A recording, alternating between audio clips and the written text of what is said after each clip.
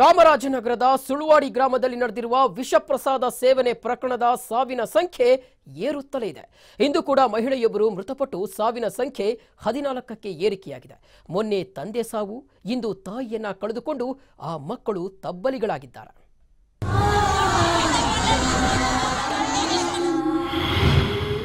ಮೊನ್ನೆ ತಂದೆ ಸಾವು, ಇಂದು ತಾಯಿ ಸಾವು, ಮಕ್ಕಳು ಅನಾಥ.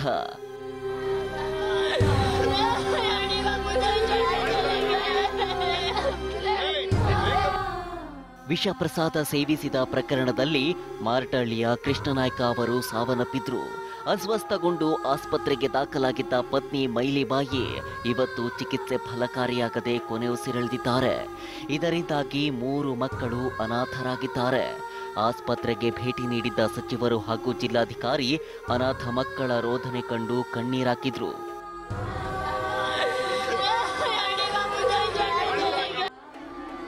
ಮರಣೋತ್ತರ ಪರೀಕ್ಷೆ ಬಳಿಕ ಮೈಲಿಬಾಯಿ ಅವರ ಪಾರ್ಥಿವ ಶರೀರವನ್ನ ಸ್ವಗ್ರಾಮ ಕೋಟೆಪೋದೆ ತಾಂಡಕ್ಕೆ ತಂದಾಗ ಸಂಬಂಧಿಕರ ಆಕ್ರಂದನ ಮುಗಿಲು ಮುಟ್ಟಿತ್ತು. ಈ ವೇಳೆ ಶವವನ್ನ ಹೊತ್ತಿ ತಂದ ಆಂಬ್ಯುಲೆನ್ಸ್ ತಡೆದು ಅನಾಥರಾಗಿರುವ ಮಕ್ಕಳಿಗೆ ಮುಂದೆ ಸರ್ಕಾರಿ ಕೆಲಸ ಕೊಡ್ತೀವಿ ಅಂತ ಸಿಎಂ ಹಿಂದೆ ಲಿಖಿತ ಭರವಸೆ ನೀಡಬೇಕು, ಅಲ್ಲಿಯವರೆಗೆ ಶವ ಹೊರತೆಗೆಯಲ್ಲ ಅಂತ ಪಟ್ಟು ಹಿಡಿದು ಕುಂತಿದ್ರು. ಈ ವೇಳೆ ಸ್ಥಳಕ್ಕೆ ಭೇಟಿ ನೀಡಿದ ಜಿಲ್ಲಾಧಿಕಾರಿ ಭರವಸೆ ಕೊಟ್ಟ ಮೇಲೆ ಅಂತ್ಯ ಸಂಸ್ಕಾರ ಮಾಡಲಾಯಿತು.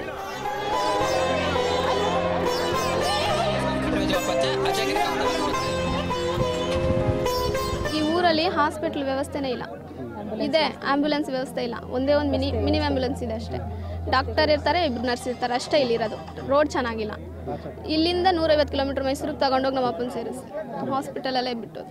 ಈ ಮನೆಯಲ್ಲಿ ತಂದೆ ತಾಯಿ ಇಬ್ಬರೂ ಒಂದು ಆಧಾರ ಸ್ತಂಭವಾಗಿದ್ದರು. ಅವರೇ ತೀರ್ಕೊಂಡಿದ್ದಾರೆ. ಮಕ್ಕಳು ಕೂಡ ಮೆಜಾರಿಟಿಗೆ ಬಂದಿಲ್ಲ. ತಮ್ಮ ಒಬ್ಬನಿಗೆ ಬರೀ 17 ವರ್ಷ ಆಗಿದೆ. ಮಕ್ಕಳಿಬ್ಬರೂ ಗೌರ್ಮೆಂಟ್ ಸ್ಕೂಲಲ್ಲಿ ಓದಿಸ್ತಾ ಇದ್ರು. ಇಲ್ಲಿಂದ ಕೂಲಿ ಮಾಡ್ತಾ ಇದ್ರು, ಕೇರಳಕ್ಕೋ ಕೂಲಿ ಮಾಡ್ಕೊಂಡು ಬರ್ತಾ ಇದ್ರು. ಮಕ್ಕಳಿಗೆ ಮುಂದೆ ಒಳ್ಳೇದಾಗಲಿ ಅಂತ ದೇವಸ್ಥಾನಕ್ಕೆ ಹೋದ್ರು. ಇವತ್ತು ಆ ದೇವರೇ ಅವರನ್ನ ಬಲಿ ತಗೊಂಡ್ಬಿಟ್ಟಿದೆ.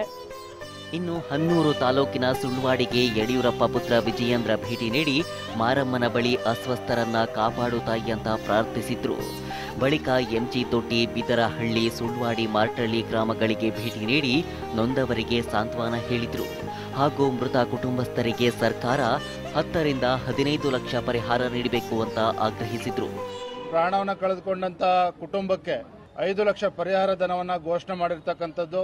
ಅಲ್ಲಿ ಕುಟುಂಬಗಳಿಗೆ ಭೇಟಿ ನೀಡಿದ ಸಂದರ್ಭದಲ್ಲಿ ಕೂಲಿ ಮಾಡಿಕೊಂಡು ತಮ್ಮ ಜೀವನವನ್ನು ಸಾಗಿಸ್ಕೊಂಡು ಬಂದಿರತಕ್ಕಂಥ ಕುಟುಂಬಗಳೇ ಹೆಚ್ಚಿನ ಅಂಶ ಇರ್ತಕ್ಕಂಥದ್ದು. ನಾವಿವತ್ತು ರಾಜ್ಯ ಸರ್ಕಾರಕ್ಕೆ ಒಂದು ಒತ್ತಾಯವನ್ನು ಮಾಡ್ತೇವೆ. ಮೊಟ್ಟ ಮೊದಲದಾಗಿ ಘೋಷಣೆ ಮಾಡಿರ್ತಕ್ಕಂಥ ಅನುದಾನ ಯಾವುದೇ ಕಾರಣಕ್ಕೂ ಪರಿಹಾರ ಸಾಕಾಗೋದಿಲ್ಲ. ಕನಿಷ್ಠ ಪಕ್ಷ 10 ಲಕ್ಷ ಆದರೂ ಕೂಡ ಕುಟುಂಬಕ್ಕೆ ಕೊಡಬೇಕಾಗ್ತದೆ. ಮೈಸೂರಿನಲ್ಲಿ ಅಸ್ವಸ್ಥರಿಗೆ ಮುಂದುವರೆದ ಚಿಕಿತ್ಸೆ. ಮೈಸೂರು ಜಿಲ್ಲಾಡಳಿತ ಘಟನೆಯಲ್ಲಿ ಚಿಕಿತ್ಸೆ ಪಡೆಯುತ್ತಿರುವವರ ಮಾಹಿತಿಯನ್ನ ಬಿಡುಗಡೆ ಮಾಡಿದ್ದು, 101 ಮಂದಿ ಅಸ್ವಸ್ಥರು ಮೈಸೂರಿನಲ್ಲೇ ಚಿಕಿತ್ಸೆ ಪಡೆದಿದ್ದಾರೆ. ಇದರಲ್ಲಿ 45 ಮಂದಿ ಐಸಿಯುನಲ್ಲಿದ್ದು, ಅದರಲ್ಲಿ 24 ಮಂದಿಗೆ ವೆಂಟಿಲೇಷನ್ನಲ್ಲಿ ಚಿಕಿತ್ಸೆ ನೀಡಲಾಗ್ತಿದೆ. ಇನ್ನು 56 ಅಸ್ವಸ್ಥರು ಸ್ವಲ್ಪ ಚೇತರಿಸಿಕೊಂಡಿದ್ದು, ಸಾಮಾನ್ಯ ವಾರ್ಡ್ನಲ್ಲಿ ಚಿಕಿತ್ಸೆ ಮುಂದುವರೆಸಲಾಗಿದೆ. ಈಗ ಇವತ್ತಿನ ನಿಮಿಷದವರೆಗೂ ಕೂಡ ಒಟ್ಟು ಮೈಸೂರು ನಗರದಲ್ಲಿ ಖಾಸಗಿ ಮತ್ತು ಸರ್ಕಾರಿ ಆಸ್ಪತ್ರೆ ಸೇರಿ 101 ಜನ ಟ್ರೀಟ್ಮೆಂಟ್ ತಗೋತಾ ಇದ್ದಾರೆ. ಈಗ ಇಲ್ಲಿ ಅದರಲ್ಲಿ 3 ಜನ ಸ್ವಲ್ಪ ವೆಂಟಿಲೇಟರ್ ಇದ್ದಾರೆ, ಕ್ರಿಟಿಕಲ್ ಕಂಡೀಷನ್ ಇದೆ. 48-72 ಗಂಟೆವರೆಗೂ ಕೂಡ ಅವ್ರನ್ನ ಕ್ಲೀನಾಗಿ ಅಬ್ಸರ್ವ್ ಮಾಡಬೇಕಾಗುತ್ತೆ. ಒಟ್ಟಾರೆ ಘನಘೋರ ದುರಂತದಲ್ಲಿ ಸಾವು ಬದುಕಿನೊಂದಿಗೆ ಹೋರಾಟ ಮಾಡ್ತಿರುವವರು ದಿನಕ್ಕೊಬ್ಬರಂತೆ ಶವವಾಗಿ ಬರ್ತಿರೋದು ಮಾರಮ್ಮನ ಭಕ್ತರನ್ನ ಆಘಾತಕ್ಕೀಡು ಮಾಡಿದೆ. ಆ ಮಾರಮ್ಮ ಉಳಿದವರನ್ನಾದರೂ ಕಾಪಾಡಲಿ ಅನ್ನೋದೇ ನಮ್ಮ ಆಶಯ. ರಾಜೇಶ್ ಅಳಗಂಚಿ, TV5, ಚಾಮರಾಜನಗರ.